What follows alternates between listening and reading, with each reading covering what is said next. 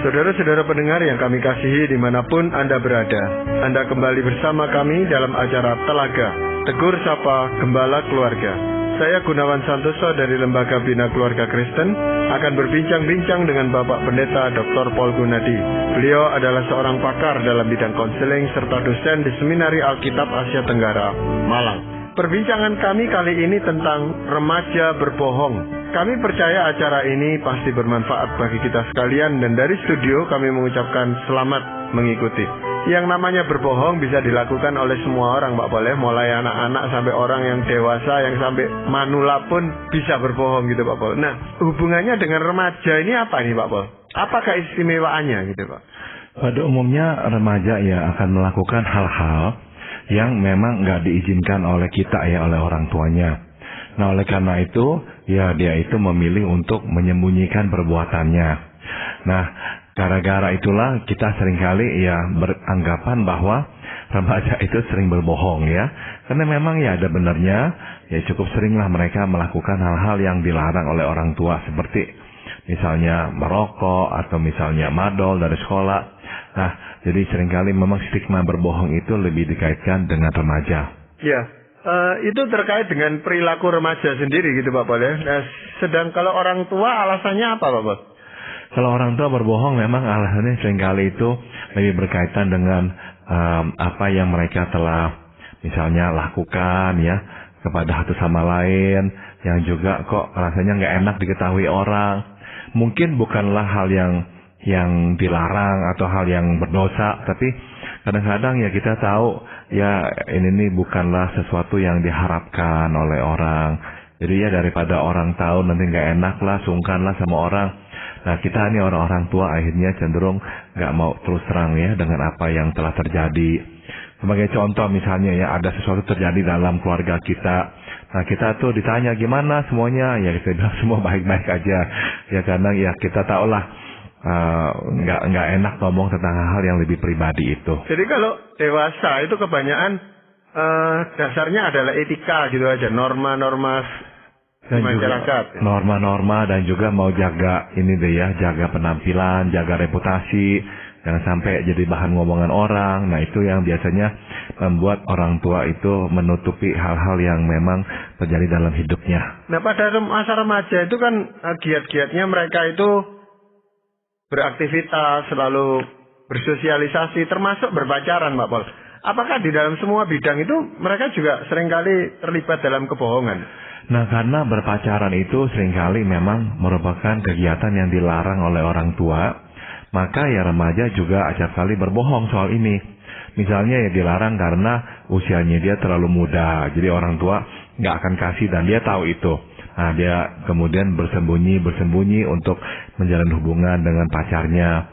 Atau dia tahu lah bahwa orang ini nih atau temannya ini masuk dalam daftar cekal orang tuanya. Nggak mungkin orang tuanya akan izinkan dia untuk bersama dengan temannya ini. Nah, udah dah, dia juga akan berbohong supaya dia tetap bisa menjalin relasi dengan orang itu. Ya biasanya kalau ditanya apakah itu pacarmu, ya dia jawab enggak, hanya sekedar berteman gitu Pak Pol. Betul sekali ya. Jadi atau ya mungkin mereka akan berkencan, tapi ya bilangnya pergi rame-rame dengan teman-teman, padahalnya ya nggak pergi berduaan. Iya Pak Pol, lalu kita sebagai orang tua itu apa yang harus kita perbuat? Karena sulit sekali untuk mengetahui ini kebohongan atau tidak gitu Pak Pol. Nah, memang kalau kita itu nggak punya bukti ya kita nggak bisa menuduhnya. Tapi misalkan kita mempunyai ya bukti, saya kira ya kita harus langsung tanyakan kepada anak kita dan ya kita paparkan buktinya itu. Nah, kalau misalkan deh ya, memang akhirnya dia itu tuh ya terpaksa lah mengakui bahwa memang dia telah menjalin relasi dengan pacarnya itu, saya kira ada beberapa hal yang bisa kita lakukan. Yang pertama adalah kita mesti ya menghindari tuduhan, tapi sebaliknya kita memfokuskan pada perasaan. Maksud saya begini, kita ini nih memang ya kalau dibohongi itu pasti nggak enak ya. Kita rasanya sakit hati dan mungkin kita juga marah. Nah, mungkin ya kita ini akan bertambah marah dan bertambah tidak suka dengan pacar anak kita karena, nah menurut kita gara-gara si pacar itulah anak kita itu sampai tega membohongi kita. Nah, persoalannya gini Pak Gunawan. Sesungguhnya kan keputusan untuk berbohong merupakan keputusan dia sendiri, anak kita sendiri. Memang ya, ia telah tega untuk mengeraskan hati untuk membohongi kita. Namun, kita mesti mengerti ini juga ya. Sesungguhnya kebohongannya bukanlah sebuah serangan penghinaan ya, atau tidak respect kepada kita. Melainkan lebih merupakan perlindungan bagi dirinya sendiri. Jadi gara-gara dia tidak mau diketahui, jangan sampai nanti dilarang hubungan dengan pacarnya, maka dia berbohong. Jadi bohongnya itu bukannya sebagai pertanda secara langsung dia nggak respect lagi, atau dia itu ya memandang rendah kita lah, bukannya. Jadi tatkala mengkonfrontasi kebohongannya, silakanlah kita utarakan dampak perbuatannya pada diri kita. Misalnya, kita berkata, saya sedih sekali, atau saya kecewa sekali. Kok sampai-sampai engkau kok tega ya membohongi mama atau membohongi papa.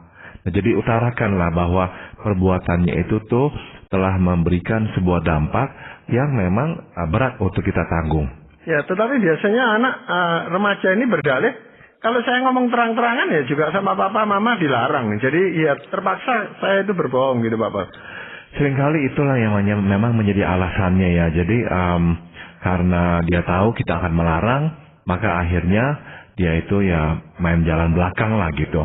Dan namun dalam kita itu ya mengkonfrontasinya dan kemudian mencoba untuk menolongnya, kita mesti coba mengenali pola dan alasannya kenapa dia berpacaran.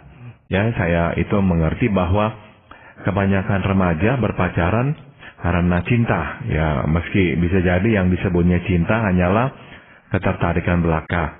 Jadi dengan berpacaran mereka dapat memadu cinta yang telah bersemi di hati. Dan sudah tentu hal ini merupakan daya tarik yang kuat ya baginya untuk berpacaran. Namun, berpacaran seringkali ya Pak Gunawan mempunyai keuntungan tersembunyi lainnya begitu. Apa yang Pak maksud dengan keuntungan tersembunyi itu Pak Bos? Misalnya nih ya, ada anak remaja ya yang ya gara-gara berpacaran dia mendapatkan status populer. Nah, sudah tentu ya kebanyakan remaja senang dikenal populer sebab kepopuleran akan memberinya tiket masuk ke dalam kelompok elite di dalam pertemanannya. Dan misalnya ada lagi yang punya alasan atau motivasi, dengan dia berpacaran dia akan memperoleh status laku. Nah, terutama bagi remaja putri, status laku merupakan status yang penting sebab tanpa status ini remaja cenderung merasa minder. Ya, jadi ini seringkali menjadi pergumulan Pak Gunawan. Kadang ya saya menemukan kasus-kasus seperti ini juga, ya orang tua yang bicara kepada saya tentang anaknya, putrinya yang sudah misalkan kuliah dan kok belum punya pacar, tapi teman-temannya sudah punya pacar. Jadi waktu saya bicara, saya diingatkan Pak Gunawan ternyata buat mereka tekanan itu tuh pressure itu sangatlah besar. Buat kita, kenapa sih harus dipermasalahkan ya nggak apa-apa atau apa, tapi buat mereka di usia itu, di kalangan teman-teman dan belum punya pacar, yang lain sudah punya pacar, wah itu status laku itu menjadi sesuatu yang memang sangat penting. Nah, ada lagi yang lain keuntungan yang kadang-kadang menjadi alasannya kenapa kok mereka itu akhirnya memulai pacaran adalah dengan dia berpacaran dia bisa mengisi kebutuhannya yang tidak terpenuhi. Misalnya, ya rasa dikasihi, rasa aman, merasa diri berharga.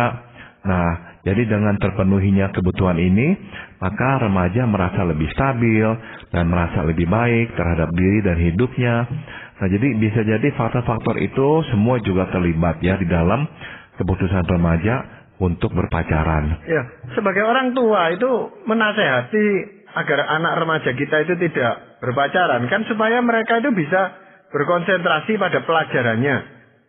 Kalau nanti sudah selesai dengan kuliahnya dan sebagainya, kita orang tua itu akan mengizinkan mereka berpacaran, Bapak. Betul sekali. Jadi dengan kata lain kita ini menyadari bahwa dalam hidup tuh ada hal-hal yang mesti dilakukan terlebih dahulu. Kita itu tidak perlu melakukan semuanya sekaligus, tidak. Jadi kita yang lebih tua memang menyadari lah bahwa ya kita selesaikan dulu lah satu kewajiban, nanti kita mulai lagi dengan kewajiban yang kedua. Nah, kalau kita campur aduk semua pada masa yang bersamaan, bukankah akhirnya itu akan mengganggu ya pelajaran kita dan juga mungkin sosialisasi kita dengan orang-orang lain. Nah, itu sebabnya kita orang tua ya meminta anak-anak jangan terlalu cepat berpacaran. Ya, Pak Paul, selain dua hal itu, apakah ada hal lain yang bisa kita perbuat gitu, Pak Paul? Waktu kita tahu ya bahwa anak kita itu telah ya berbohong, padahal dia sudah berpacaran. Nah, tadi saya sudah singgung, kita mestilah kenali ya. Kenapa kok dia berpacaran? Sebab ya kita mau untuk membahas atau mencoba menyelesaikan masalah itu. Misalnya yang lain adalah kita juga mesti memulihkan relasi kita dengannya ya. Apabila kita mendeteksi bahwa di balik cinta sebetulnya tersembunyi alasan lain mengapa ia berpacaran, nah sebaiknya kita mengangkat hal itu. Seringkali hal-hal lain itu berkaitan dengan relasinya dengan kita di rumah. Misalnya nih ya, kebutuhan akan penghargaan diri, dikasihi, ditemani, dan rasa aman. Nah itu semuanya acap kali berhubungan dengan relasi kita dengannya. Nah walaupun remaja tetaplah rentan untuk mengalami pergumulan dalam hal-hal ini, namun relasi yang kuat dan hangat dengan orang tua biasanya dapat mengurangi kebutuhan yang ada. Ya, juga relasi yang penuh penerimaan dengan orang tua, nah umumnya ya membuatnya merasa nyaman untuk bercerita tentang kesepiannya atau tentang pergumulannya akibat tidak punya pacar. Nah, jadi hal-hal ini nih penting sekali supaya anak-anak kita ini bisa terbuka dan membagikan juga pergumulannya. Atau misalnya nih ya, kita menyadari lah bahwa kita telah berandil dalam pergumulannya gara-gara relasi kita dengan pasangan kita yang kurang harmonis, maka dia sekarang akhirnya minder lah, kesepian lah atau apa. Nah, jangan ragu untuk mengakui kekurangan diri kita sebagai orang tua. Dan jangan takut untuk meminta maaf kepadanya. Nah, saya percaya Pak Gunawan hanya dengan cara-cara inilah kita akan dapat memulihkan relasi kita dengannya. Dan dalam banyak kasus inilah juga awal dari pemulihan dirinya pula. Ya, sehingga dia bisa lah nanti ya mendapatkan kekuatan, penghargaan, tidak lagi kesepian dan sebagainya. Kebutuhan akan relasi yang hangat ini, Pak Paul, kan lebih banyak dibutuhkan oleh remaja putri daripada remaja putra. Saya kira demikian Pak Gunawan, sebab pada umumnya remaja putri itu ya memang mempunyai sisi emosi yang lebih aktif, yang lebih kuat. Oleh karena itu kebutuhan untuk dikasihi biasanya memang lebih dialami oleh remaja putri. Itu sebabnya kalau di rumah dia kurang mendapatkannya, maka dorongan untuk dia mencarinya di luar akan lebih besar. Atau kalau ada teman yang menunjukkan minat ya, menunjukkan kasih kepadanya, nah itu juga akhirnya menjadi undangan yang susah ditolaknya ya, karena dia memiliki kebutuhan itu. Ya, bagaimana kalau anak kita itu menurut kita, Pak, penilaian kita itu masih terlalu muda untuk berpacaran. Misalnya saja baru di tingkat SMP atau bahkan SD, Pak Paul, mulai berpacaran. Nah, kita sebagai orang tua kan tidak bisa diam saja gitu, Pak Paul. Betul ya, kita mesti memang menjelaskan kepada anak-anak kita bahwa dia itu terlalu muda ya, dan bahwa pada masa remaja yang terpenting baginya adalah menjalin relasi dengan banyak teman, karena lewat jalinan pertemanan inilah dirinya akan diperkaya. Jadi kita beritahu anak kita, jikalau kamu itu tuh di usia 14 tahun sudah berpacaran seperti ini, kamu justru akan membatasi atau mengurangi proses pengayaan diri kamu dan justru memiskinkan pengenalan dirinya akan manusia secara lebih luas dan mendalam. Jadi kita mesti jelaskan kepada anak kita ya bahwa lebih dari 2/3 dari rentang hidup manusia dihabiskan dalam relasi yang intim atau eksklusif. Ya, misalkan kita menikah umur 25 dah. Misalkan Tuhan izinkan kita hidup sampai umur 75. Berarti memang 2/3 itu dihabiskan dalam relasi yang eksklusif ya. Nah, jadi artinya apa? Hanya 1/3 yang dihabiskan dalam kesendirian 25 tahun pertama itu misalnya. Jadi sudah seyogianya lah kita tidak tergesa-gesa mengikatkan diri dalam relasi yang eksklusif. Nah, inilah yang kita perlu sampaikan kepada anak-anak kita. Jadi tujuannya adalah untuk kebaikannya, supaya dia mempunyai sebuah diri yang kaya, yang diisi oleh ya masukan-masukan, interaksi-interaksi dengan teman-temannya. Tapi dorongan dari teman-temannya atau apa yang dia lihat teman-temannya sudah mulai berpacaran dan sebagainya, itu menggoda dia untuk juga berpacaran pada usia muda gitu Pak Paul. Seringkali demikian Pak Gunawan. Jadi kebanyakan memang tekanan teman itulah yang mendorong orang untuk berpacaran. Misalnya nih ya, dia mulai melihat si A punya pacar, tapi mayoritas belum punya pacar. Dia masih oke. Tahu-tahu temannya si B jadian lagi. Wah, dia udah mulai agak gamang ini ya. Kemudian nggak lama lagi si C punya pacar. Nah, sedangkan dalam kelompoknya dia itu tuh hanya misalnya ada 6 wanita. Nah, tiba-tiba 50% dari kelompoknya sudah punya pacar. Tinggal dia bertiga yang belum. Kalau masih ada 2 lagi yang lain, mungkin masih mendingan. Tapi kalau yang akhirnya juga berpacaran dan tinggal dia sendirian dalam kelompoknya yang nggak berpacaran, udah pasti dia itu akan kehilangan teman. Karena tadinya dia biasanya pergi dengan teman-teman ini, sekarang teman-temannya tuh langsung kencan dengan pacarnya, ya tinggal dia sendirian. Nah, tiba-tiba tuh ya perasaan kok saya nggak sama, kok saya nggak laku, kok saya nggak ada yang minati, kok saya nggak dikasihi orang. Wah, itu tiba-tiba menggelora. Karena tiba-tiba tinggal kita sendirian. Jadi memang saya mengerti ya tekanan itu sangat besar. Maka tadi saya sudah singgung, kalau saja hubungannya dengan kita di rumah itu baik ya, kita itu bisa lah mendengar dia berbagi ya, dia terbuka ceritakan tekanan-tekanan itu, dan kita bisa ya melimpahkan dorongan dan kasih sayang kepadanya. Nah, Pak Paul, kenapa timbul perasaan seperti tadi itu Pak Paul? Merasa tidak nyaman ketika teman-temannya yang lain itu dia sudah berpacaran tetapi dia sendiri belum gitu Pak Paul? Saya kira secara umum ya remaja itu akan mudah lah ya tergoda untuk merasa begitu ya, merasa kok saya sendiri yang belum. Jadi normal bagi remaja untuk merasa dirinya tuh kurang aman. Namun kadang-kadang memang Pak Gunawan ada lagi ya penyebab lain kenapa kok remaja itu tuh tidak merasa aman dengan dirinya. Dan itu adalah dikarenakan kegagalannya menerima diri sepenuhnya. Jadi ya misalnya ya dia nggak bisa lah terima dirinya itu karena kok terlalu kurus lah, terlalu kecil lah atau apalah. Nah, kita mesti memberinya nasihat ya bahwa adalah wajar bagi kita untuk tidak menerima semua bagian diri kita dengan penilaian yang sama. Ya misalnya nih ya, ada hal tentang diri kita yang kita terima dengan nilai A. Tapi ada juga bagian dari diri kita yang kita terima dengan nilai B atau C. Misalnya, kita menerima kecerdasan kita ya dengan nilai A. Namun, kita memberi nilai C untuk tinggi badan kita. Nah, jadi dengan kata lain itu normal.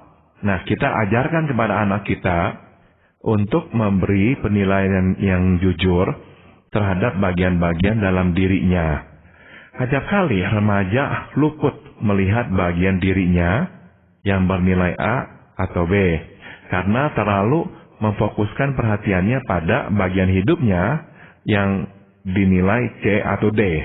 Nah, jadi bantulah dia untuk meluaskan wawasan dan melihat bagian dirinya yang mungkin selama ini luput dari perhatiannya. Nah, setelah itu cobalah diskusikan ya kriteria penilaiannya. Seringkali remaja menerapkan sistem penilaian yang kaku ya, sehingga terjebak dalam penilaian tertinggi atau terendah, A atau D gitu.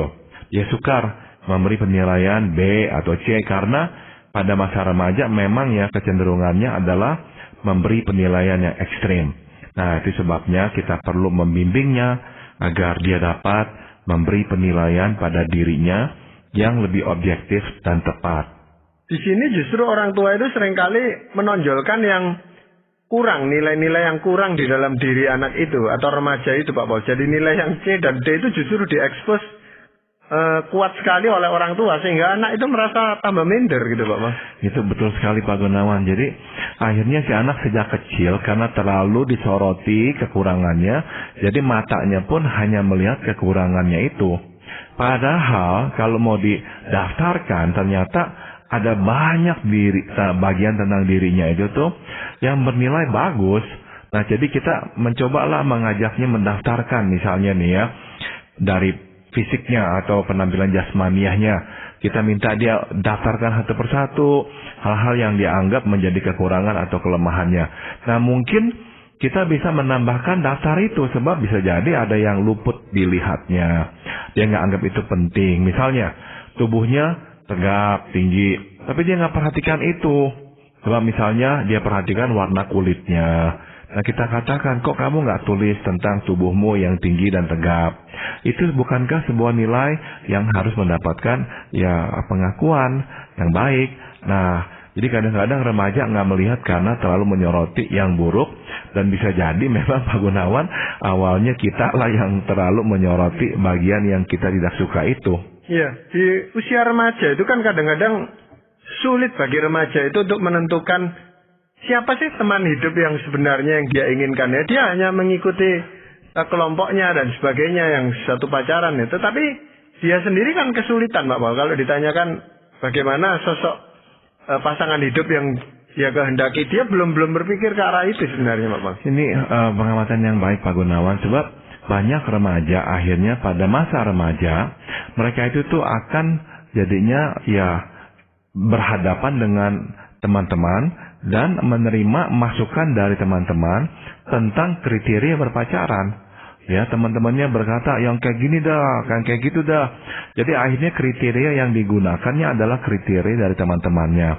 Itu sebabnya kita sejak awal sudah harus ya memperkenalkan kriteria pasangan hidup yang memang baik. Ya, kita misalnya nih ya, dalam berbicara dengan dia tuh kita mesti menekankan ini misalnya. Terpenting bukan hanya mendapatkan cinta, tapi juga merayakan cinta bersama seorang yang berkenan kepada Tuhan dan memang cocok dengan kita. Jadi kita tekankan kepada dia, tujuannya berpacaran bukan hanyalah dapetin cinta dah. Udah dah seolah-olah kalau dapat cinta udah cukup stop di situ. Oh tidak, bisa nggak kita nantinya untuk waktu yang berkelanjutan merayakan cinta dengan orang yang kita cintai itu. Dan orang itu adalah orang yang berkenan kepada Tuhan. Nah kita mungkin ingatkan kembali akan kriteria pasangan yang dikehendaki Tuhan, yaitu sesama orang percaya. Dan sudah tentu selain dari faktor iman, kita juga mesti menekankan akan kecocokan di antara mereka. Nah dengan cara itulah kita mulai mengajarkan kepada anak kita pasangan seperti apakah yang memang tepat untuk dia. Ya, masih ada lagi Pak Paul, hal-hal yang perlu kita perhatikan sebagai orang tua. Satu lagi Pak Gunawan, kalau kita memang akhirnya mengetahui anak kita itu berpacaran dan kok dia suka berbohong, nah kita tetap akhirnya ya harus menetapkan batas. Bila kita melihat relasi ini nih udah tidak sehat, kita mesti mengatakan kepadanya bahwa kita memahami pergumulannya, namun kita tidak dapat memberinya izin untuk menjalin relasi dengan orang itu. Nah, sampaikan misalkan ya kepadanya bahwa kita akan meminta pertanggungjawabannya setiap hari. Misalnya apa? Setiap hari kita akan tanyakan apakah hari ini dia bersama pacarnya atau tidak. Ya, nah kita harus juga ya mengatakan ini kepada anak kita bahwa kita mengakuilah kita tidak mungkin mengetahui apa yang sesungguhnya terjadi. Namun, kita memilih untuk tetap mempercayainya. Jadi, apa yang dikatakannya, kita percaya. Misalkan dia berkata, enggak, saya enggak ketemu dengan pacar saya lagi. Ya oke, kita percaya. Besokannya kita tanya lagi. Kenapa? Sebab, kalau kita tanyakan, berarti dia tahu dia akan dituntut pertanggungjawaban. Berarti kalaupun dia mau berbohong lagi, tapi dia akan berbohong dengan lebih susah sekarang. Karena benar-benar dia tahu dia itu sedang membohongi kita. Meskipun kita nggak tahu buktinya apa, tapi karena kita setiap hari tanyakan itu, maka dia juga nantinya tuh sedikit banyak akan diberikan cermin bahwa dia sedang berbohong. Nah, itulah tujuannya kita meminta pertanggungjawaban dari dia setiap hari. Tapi apakah itu tidak justru kita sebagai orang tua menyudutkan remaja ini untuk berbohong kepada kita? Dia nyatanya masih berpacaran loh, dan dia menyukai itu. Persoalannya adalah kalau kita tidak tanyakan pun, dia akan tetap melakukannya. Tapi dengan kita menanyakannya, setidak-tidaknya dia mengetahui bahwa dia berada dalam pengawasan kita. Dan bahwa kita sungguh-sungguh tidak setuju. Dan ya mudah-mudahan tadi saya sudah menjelaskan, mudah-mudahan kita bisa menyampaikan alasan yang memang baik. Kenapa kok kita tidak setuju? Nah, sudah tentu alasan itu memang harus berdasarkan dua kriteria yang tadi saya sebut, yaitu orang itu haruslah orang sesama orang beriman, orang yang berkenan kepada Tuhan. Dan yang kedua, memang mesti memiliki kecocokan dalam sifat dan karakternya. Ya Pak Pol, itu tentu membutuhkan relasi yang baik antara orang tua itu dan remaja ini Pak Pol. Kalau tidak, itu akan sulit sekali dilaksanakan Pak. Saya setuju Pak Gunawan. Memang masa berpacaran ini seringkali menjadi masa yang cukup kritis dalam relasi orang tua dan anak. Karena ada kalanya anak akan tetap memilih jalannya sendiri yang dianggapnya benar, dan dia nggak peduli orang tuanya berkata apa. Nah, tetapi di atas semua itu kan firman Tuhan itu yang paling berwibawa, yang berotoritas untuk membimbing kehidupan kita. Nah Pak Pol, sebelum kita mengakhiri perbincangan ini, apakah ada ayat firman Tuhan yang ingin Pak Pol sampaikan? Kita mau dia ini berdoa ya. Kita benar-benar mau dia berdoa dan mencari kehendak Tuhan dalam hal berpacaran. Jadi kita ingatkan dia akan Amsal 21 ayat 2 yang berkata, setiap jalan orang adalah lurus menurut pandangannya sendiri, tetapi Tuhanlah yang menguji hati. Melakukan kebenaran dan keadilan lebih dikenan Tuhan daripada korban. Artinya kita mesti berserah, minta kehendak Tuhan, dan hiduplah berkenan kepada Tuhan, dan gak ada yang menggantikan hidup yang berkenan kepada Tuhan. Ya, terima kasih Pak Pol untuk perbincangan ini. Dan para pendengar sekalian, kami mengucapkan banyak terima kasih Anda telah mengikuti perbincangan kami dengan Bapak Pendeta Dr. Paul Gunadi dalam acara Telaga, Tegur Sapa Gembala Keluarga. Kami baru saja berbincang-bincang tentang remaja berbohong. Bagi Anda yang berminat untuk mengetahui lebih lanjut mengenai acara ini, silakan menghubungi kami lewat surat. Alamatkan surat Anda ke Lembaga Bina Keluarga Kristen atau LBKK, Jalan Cimanuk 56, Malang.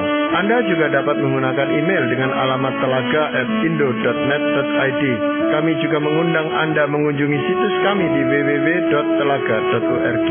Saran-saran, pertanyaan, serta tanggapan Anda sangat kami nantikan. Akhirnya dari studio kami mengucapkan terima kasih atas perhatian Anda, dan sampai jumpa pada acara Telaga yang akan datang.